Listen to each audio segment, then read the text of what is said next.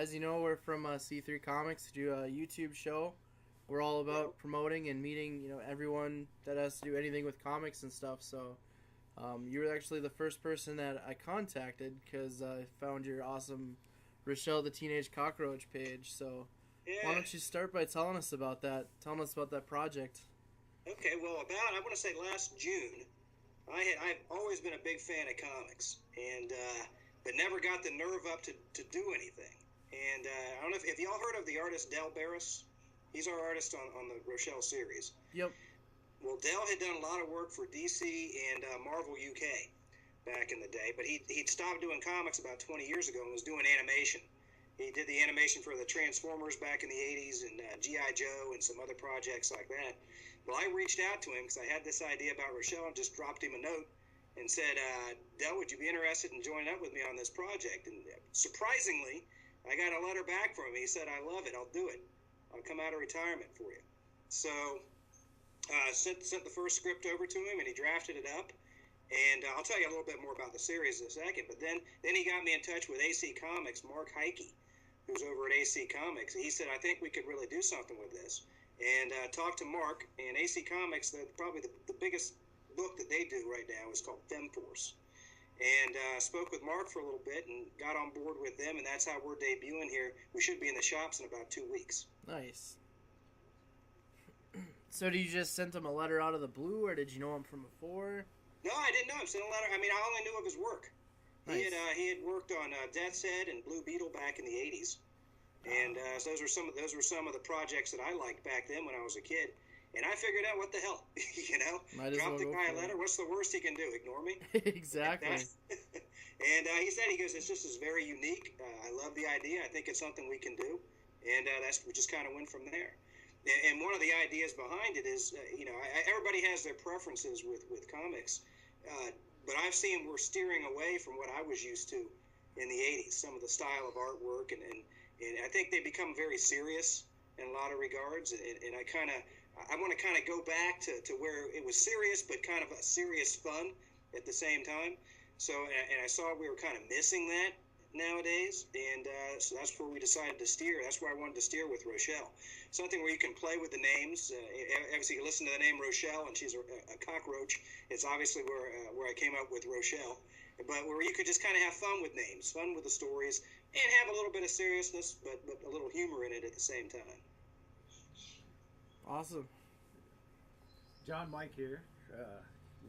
Had you done any writing for any other books prior to this, or was this something that you just decided to...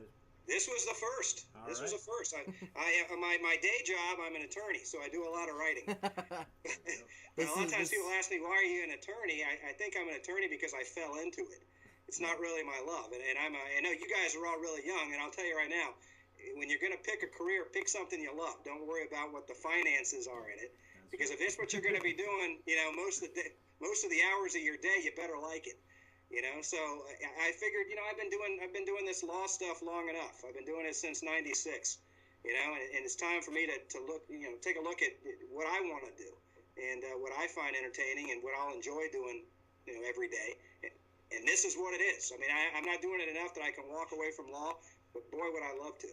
Well, it'd be awesome, and you're not only entertaining you're going to be entertaining everyone that reads your books, so it's going to be fun.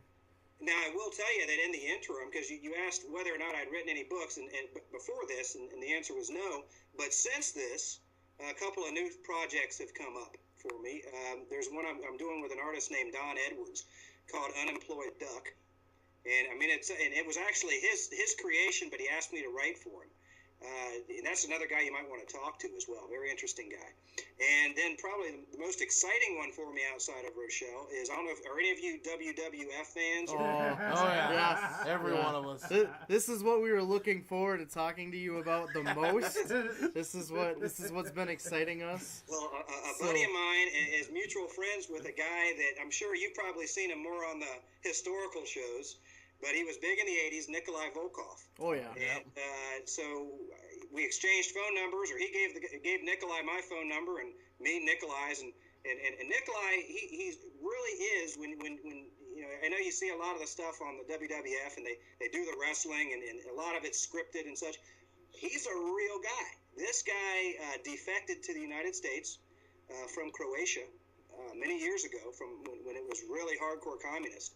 And he's the true American dream. And he came here and became a wrestler. And I know he took the bad guy stance that he loved Mother Russia. Believe me, he wouldn't have left Mother Russia if he really loved it. But he came here and got a lot of fans. And he went from, I mean, honestly, struggling in Croatia to a world tag team champion with the Iron Sheik. And WWE Hall of Fame in 2005. Great guy, but I got a mutual friend got me in touch with him, spoke with him on the phone for a couple hours, and he said one of his lifelong dreams was to have a comic book about his life. And we share the same lifelong dream. That's interesting.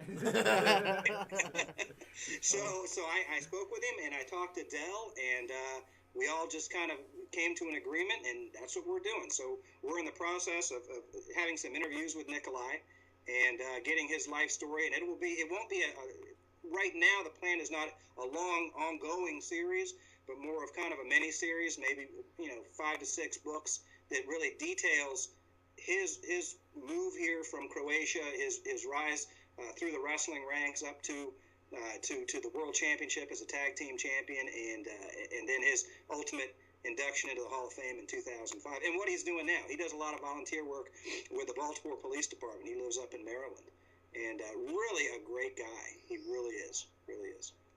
Awesome.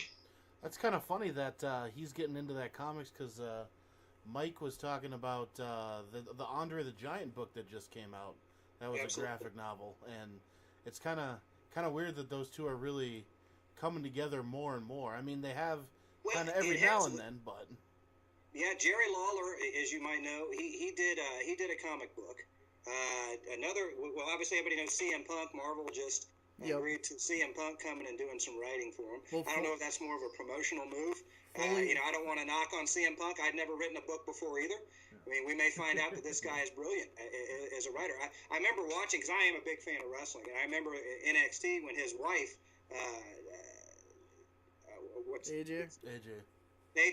AJ always used to say that she was a comic book geek growing up, that she always loved comics. I don't know how much influence AJ had on CM Punk, getting him into the comic books, but obviously she does it. Rob Van Dam is a common face at a lot of the comic conventions, and he's working, I believe actually he's with Hound Comics right now.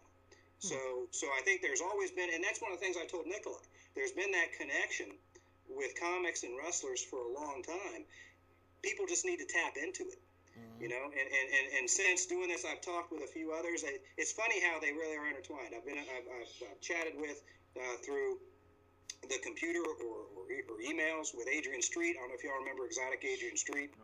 If y'all remember the Boogie Woogie Man Jimmy Valiant. Yep. These are some other guys that I've talked to about some possibilities down the road too. So, I'm looking at this. This could be something that really tie these guys in together and get some of these stories out there, because they are some really interesting guys.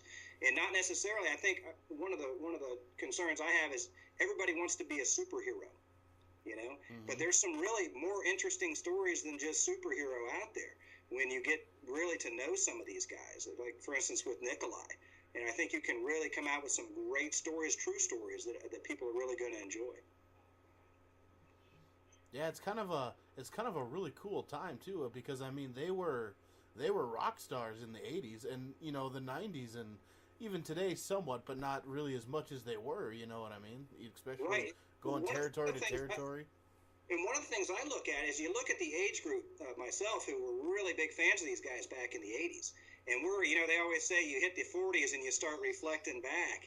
A lot of guys, when I go to the conventions, I see a lot of the guys my age, early 40s, mid 40s, we're the ones packing into those conventions. And like I told Nikolai, those are the guys that are bringing the money, and they're reflecting back on the old comic books that they used to like, which is another big reason that I kind of like going back to that 80s style.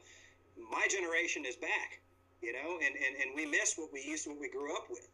And I think the market is prime for it right now, especially with the wrestlers and that fun type of comic story that we used to have back around 84, 85, 86 when it was really big.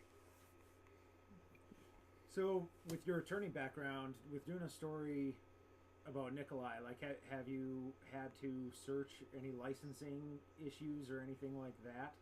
I cleared that up with him right off the bat. I said, Nikolai, my first question is, do you own the name Nikolai Volkov? Yeah. Because we could run into some problems with Vince McMahon. He said, no. He said, Vince released everything to me. Okay. He says, I have all the rights to obviously his life story Vince can't own. But he has all the rights to his name. That was the first thing I was worried about. Now, the big thing I want to do, and I haven't done this yet, is I need to get in and talk to the Iron Sheik. And, because I kind of have to. I'm sure if Vince released everything for Nikolai, he probably did for the Sheik as well. But of course, as you mentioned with licensing, you got to kind of watch what you do before I start putting the character of the Iron Sheik in any of Nikolai's books without speaking with him first. So. And maybe getting some form of release. Just call him that guy from Iran that I know. The guy, exactly. But he's a good guy too. And actually, he had closed up with the public for a little bit. He used to be a big signer of autographs and everything through the mail, and people write letters, and he'd write back. And for a couple of years, he stopped. But I've noticed online that he has really picked up his communication with the fans again. So I think it's going to be pretty easy to reach out to him. I don't think it's going to be much of a problem, honestly.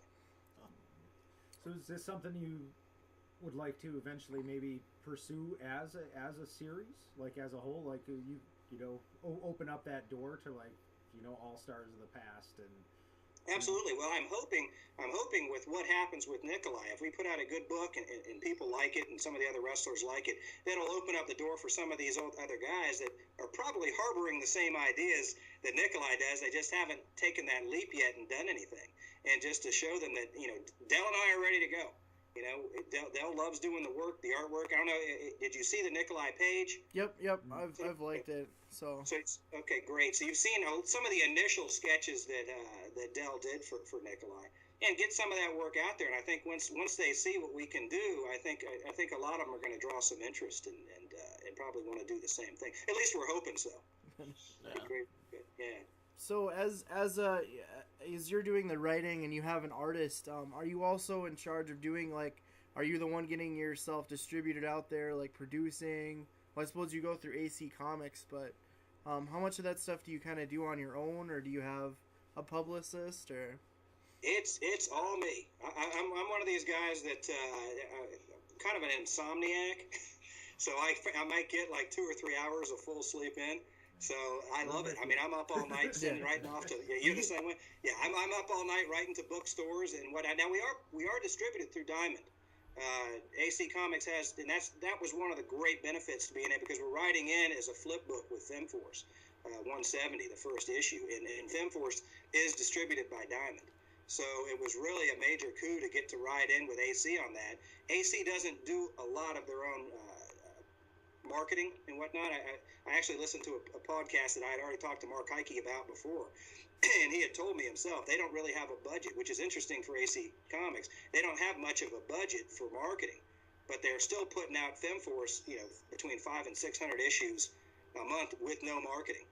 It's a lot of original readers and such coming back. So we were able to piggyback onto that and get ourselves into the bookstores just by the sole fact of writing on the back of FemForce. And hopefully we're going to really increase their sales. I'd like to see that happen. And then hopefully grab enough fans that we can break off and come through as our own book afterwards. So there's a lot of excitement. We get a lot of contacts on the page. I've been contacted by bookstores up in Canada. We've had them out in Europe. We've had them in South America. So we're going to be worldwide. I mean, I'm really excited about seeing this get out there and hearing the feedback once people have read the book. And as I tell people, we did pretty well on the pre-orders, and now we want to get the reorders. So once, they got to buy them out, make the shelves dry, and make those bookstores go back and order some more copies out. So, I guess my question, and we're filming here. We're Juke Joint Comics. I think we've talked. So this is my store here. Have you done anything with, as far as directly with Diamond, or setting up your distribution, or how do I want to say it? When you signed on with AC, did those guys specifically set up a new distribution package for you, or this was? We're writing. That's why when I tell people when we put out our pre-order code, the code actually, whenever you put it in, it would pop up as FemForce. So they didn't have to create anything new. What I've learned is I'm new to that part of the industry myself. What I've learned is it's very difficult to get a book out by itself and get any kind of distribution with Diamond, because a lot of these distributors don't want to put the money into something that's an unknown commodity. Right. So we're coming out, really, that's why we're writing FemForce. They're willing to carry it as part of FemForce because they know there's going to be a market for FemForce. There's zero to no risk whatsoever, in having us ride along with FemForce, and it helps them because that book that's coming out is an 80-page book. We're 25 pages of it with the flip side, and FemForce is 55 pages. So that's what we're doing. We're riding right now with FemForce, and if our numbers are good and the purchases are good, and then at that point, if we're still with AC Comics, I'm hoping AC then would help us maybe come through with them and get our own distribution through Diamond. But one of the nice things that they've done with AC is they've allowed. Obviously, I own all the rights as the creator. They haven't taken any rights away from me, so I have the option of pulling out and leaving AC at any time as well. Okay. Which is good. So if we get other offers or we think we can maybe do something better with someone else, we're free to go. And but then as I've talked with AC, and they want to keep us, so it's one of those things. It's kind of nice. It's nice to feel wanted, Now it's just a matter of hoping that the readers want us and want us to keep coming back, because we're ready to go. The second issue is already drawn, inked, lettered, ready to ride, and as soon as that one gets put out there, which we'll see what happens with the numbers now, how soon we'll put it out. We've got the scripts written for the next 6 or 7 issues, so we're really primed and ready to go. Very cool. Okay. Well, so when we've interviewed the writers in the past, we've kind of asked them how they go about their writing style, how they go about getting ideas and stuff. Take us through your process of writing, Rochelle, or any comic that you would work on. Okay. Well, I want to be honest. It's kind of things just come to me. I think I do a lot of driving. I commute between the Orlando area and the Tampa area. And I find that without giving away characters that are coming up, I find that even listening to music sometimes or what I see as I'm driving down the road will pop an idea into my head about a character. For instance, I can give this one away. There's going to be a character that arrives in the second issue. His name is Major Mess. And people say, well, where did you come up with the name Major Mess? I was watching a television in a hotel room with my wife, and there was a major storm. And they said, this storm has just blown through and there's a major mess. And I went, hey, there we go. There's my next character. So a lot of the stories come to me that way. I do have a teenage daughter. She's 15 years old, and she'll be actually 16 in March. And it's funny. When I told Dell, I said, I think Rochelle should look a little bit like my daughter, but I didn't tell her. And when she saw the artwork, I said, Jalen, I said, who does this look like? She goes, that's me, Dad. But a lot of the stories, I do base a lot of them on things that sometimes she'll come home and tell me a story from school or something like that, and I can make a story expand on it. Because one of the things I've tried to come through with Rochelle is the idea of accepting people for who they are, despite their differences and perceived faults. When I came up with the initial idea, I thought, what's the most despised creature probably on the planet? It's a cockroach. And then to cross a cockroach with a cute little teenage girl and make it a superhero is kind of the total opposite of what anybody would expect. But it goes to show that even a cockroach, as disgusting as people might see it, the different qualities that it has can actually turn them into a superhero and be something good. And I think throughout the series and through the other stories, you're going to find that a lot of the characters that she meets are the same thing. There's going to be different ones that might come through as companions with her that would be looked down upon at school or in other ways for supposed faults. But those faults actually turn out to be the powers that make them better than people that are coming after them. So it's kind of a general theme that runs through with the entire story, is just to show that everybody in their own regard is a superhero. That's awesome. Yeah. Amazing. So it's good stuff. But when you talk about writing the stories, I can sit down when I think my mother actually was kind of funny. Of all people, my mom was asking me, how do you write? How do you come up with a story when you're writing? Do you sit down and put it all in a story form, or do you write it in a script form, or do you have it all planned out beforehand? And actually, maybe it's just the way I think. I don't know. I'll start a story, and then I'll sit there for like 4 or 5 hours, and I'm actually creating it while I'm writing it, because I'm thinking in my mind and picturing in my mind what each character is doing and what's happening as that event, and I'm just writing it down. This is now I see this happening, and I'm writing it down. And then you have to relay that to your artist. I don't know if you've ever read a comic book script.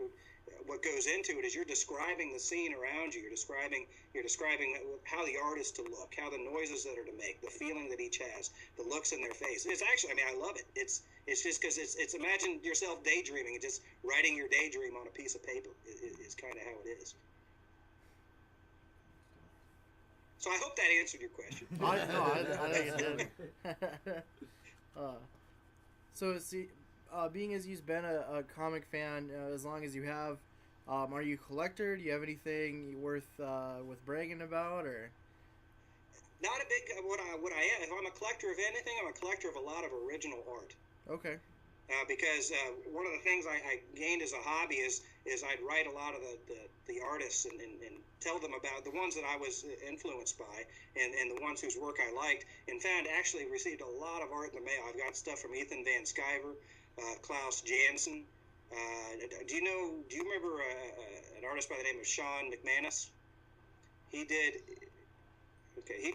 Sword of Atlantis, Aquaman, Sword of Atlantis, and he actually, it was funny. I wrote him and asked him to sign a cover for me, and I didn't hear back for about 3 weeks. And then in about 3 months, I'll take that back, about 3 months. And all of a sudden I get this really nice package in the mail. I'm like, what could this be? I open it up, and he did this whole original piece of art, inked and sketched, of Aquaman holding a mermaid. And then he apologized. I'm sorry it took so long. I just thought you might like this better. Oh, wow. So he had his card in there, so I ended up writing him back and thanking him for it. And then I'm going to say about 2 months after that, I get another package in the mail, and he sends me about 8 pages of interior art from some of the books he had done. Wow. He goes, I needed to clean out my cabinets. I thought you might like this stuff, John. That's awesome. But a collector, so I'm not at the house in Tampa right now, but if I were and you saw the background, my wall is just covered in original artwork from different artists that are drawn for art for Marvel or for Image or DC. A lot of stuff. Well, it definitely goes to show, what can be accomplished just by writing somebody and saying that you appreciate their work. Absolutely, because I'll tell you, even when you wrote to the page and asked me to speak with you guys, it really makes you feel good to know that people appreciate what you're doing. And I think it's the same with the artists. When I wrote with them now, and it's funny because I'm becoming friends with a lot of them now. But I think just to hear and see that people out there really appreciate what you're doing, it's a good feeling, and it kind of motivates you to do more. It wants you to go out and do more and show more of what you're about. So I thank you for having me on here because of that. It really is. It really is an honor to have 4 guys in front of me wanting to know what I'm doing and what it's all about. It makes you feel good. It really does. Well, you won us over with your hat. Yeah. Oh, yeah, you like that? Yeah. So what was comic-wise? What was your biggest influence, either growing up or now? Or you said that you liked the '80s because obviously they were a lot more fun, along with being serious. And kind of, I was just saying, as you were saying, you kind of wanted the Teenage Cockroach to have a positive message. That was something that also kind of got lost in the '80s too. I think so. Along, Batman, killed it. Exactly. Yeah, so it's kind of a combination of that. I think more of the '80s is the style of art that I like. But remember, I also grew up getting up every Saturday morning and watching the Super Friends. Oh, yes. And the Super Friends were always, we still had Hawkman and we still had Superman and we had the Wonder Twins and, they were doing all their good stuff. I mean, everybody remembers Wonder Twin powers activated. It's always a big grape ape in a puddle of water, But, so it was fun stuff. So it was kind of merging that with I was a huge fan of the X-Men. I was also a huge fan of Marv Wolfman, and I had the honor of speaking with him a few months ago when he was in Tampa for Tampa Comic Con. But a lot of those guys, and those were my influences. But it's funny, people ask me who probably influenced me the most with comic books, and I'm going to be perfectly frank, nobody really in comic books, I would say. I think probably my biggest influences story-wise are probably Stephen King, John Carpenter. I'm a huge John Carpenter fan. which ties me in with the wrestling with Roddy Piper in the movie They Live. I think that's a classic, which is something when you read the stories, you're going to find some obscure quotes that might resemble some quotes you've heard in some movies past, where the word switched here or a word switched there. A big fan of even actually some of the Alfred Hitchcock stories. I'm a big fan of those. So you'll see some of those. That's kind of some of that style drawn into the books as well. Awesome. Yeah. Turnus, do you have? I don't really have any questions particular. I guess. I mean, that kind of would have been on the same vein. Like, who is your favorite comic book character? Like, do you have one specific one, or if you could write for any one comic, what would it be? Rochelle the Teen Cockroach. There you go. There you go. I had a few characters that I did like as a kid. I mentioned some of them. I would kind of phase through them. I mean, I was a huge Swamp Thing fan. Awesome. I loved Thor for a while. I thought Thor was great. I was a big Wolverine fan when Wolverine was first coming out. Batman. I always liked I really loved the Dark Knight series when it came out in '86. But was there one specific comic book character? I wouldn't say so. I probably kind of tended, in general, I would tend more towards the darker side of them, the kind of more of a vigilante style comic book character. Those are the best. Yeah. I kind of, and they weren't as, I want to say they weren't as vigilante probably in the '80s as they've become now. So but I did kind of steer more towards that direction. I loved when Spider-Man came out with his black outfit back in around '86 as well, around the Dark Knight series. I mean, so many things have changed since then. Mm-hmm. But I love those. I love the X-Men. I love the X Factor. There's another group that I really liked back in the '80s as well. You'd mentioned quite a few things about Comic-Con. Do you have your own booth currently? Are you getting a booth? Do you plan on any plans for that? Yeah, we're going to be doing a few here in Florida. I'm looking at maybe doing the Fanboy Expo and Tampa Comic-Con while they're here. I don't have much of a budget to be flying around the country and hitting a lot of them. I was contacted by Vermont Comic-Con and asked to come up and do one there, so we may do that and make it a nice family vacation, I think, and get up there. I will be doing a book signing March 4th. We've already signed up over in Longwood at the Acme Comic Superstore, which should be a lot of fun. One of the issues is my artist Dell is out in Panorama City, California. Mm-hmm. So for a lot of times when I do those, set up a table, he's not going to be able to be there with me. So, that kind of makes it a little tough. A lot of times people like to see the artist as well. And AC doesn't typically set up booths, so anything I do is going to be on me. A lot of their artists are spread throughout the country, so they're not in any central location. Have tossed around the idea, and I know we're running short of time to do it, but getting a table and maybe doing one big one and flying out to San Diego and having Dell come out with me and just, really going out and doing the San Diego Comic-Con this year, which would be a lot of fun. But, there's a lot of things on the work. I haven't committed to anything big yet, but we will be doing it. I kind of want to see a little bit about how the reception is when the book comes out. And if there's a demand where we think people do want to see us, then I'm more willing to, because, again, like I said, my finances are limited, and I don't have any kind of financial support from the publisher or anything to do anything. So if we see a demand in certain locations, obviously it's something that we're going to look into doing and trying to get out there. Maybe share tables with some people and really push it. It's the indie market is growing, but it's still tough when you're an indie. It's tough to go up against the big guys and really compete because they can bring so many people in and have such a nice setup, and that's usually where the draw is in the conferences, to go see the big names, the Marvel guys and Image guys and things like that. But hey, we can do it, and we'll just be a little louder, I think, and get a little bit more attention, and it draws people in. It definitely does. I think that's what you have to do at a con. If you're you're an indie, you have to connect with them more, and just be more approachable, be out there. Absolutely. Rather than just sign something, say, here you go, kid, and send them on their way.